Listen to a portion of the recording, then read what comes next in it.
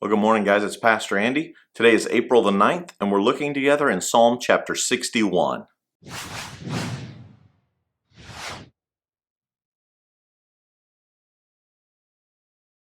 Well, Psalm 61 is yet another psalm where David is in trouble. And he starts the psalm out crying in distress. I mean, he's really struggling with this. So he starts off crying in distress, and by the end of the chapter, when we get down to there, we find that he's no longer crying in distress. We find him closing this psalm out, singing praises to God. And that's just like God to be able to bring us through a trial, difficulty, a problem.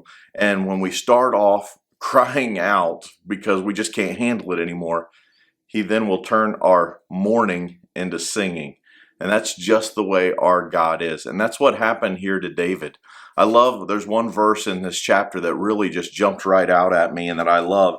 And it's verse number 3. It says, "For you are my safe refuge, a fortress where my enemies cannot reach me." David was admitting to God that God has never failed him in any crisis that he'd ever been in. He goes on in verse 4 and says, "Let me live forever in your sanctuary, safe beneath the shelter of your wings." David wanted that close relationship with God so much that he said, "I want to be in the shelter of your wings."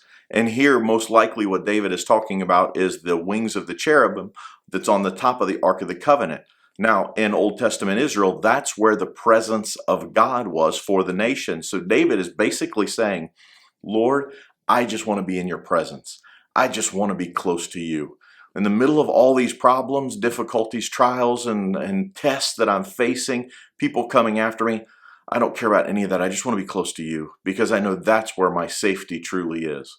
And when we're going through difficulties like we are right now, and I know many of you are struggling with fear, uncertainty, there's different things that's going on because of the problems in our world, we can turn our mourning into singing, all by our attitude.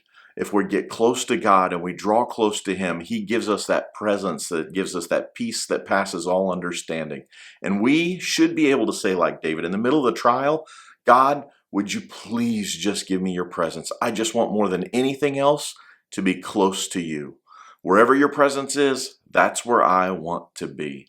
So I hope that you'll feel that way in this difficulty that we're in as a world and as a nation. And where do we get close to God's presence? In His Word. So get into God's Word today. He will turn our mourning into dancing, our crying out in crisis to a song, and He will give us His presence by drawing close to Him. So I hope you'll get into God's Word and read it. Spend some time with Him today. And until tomorrow, God bless you, and I'll see you then.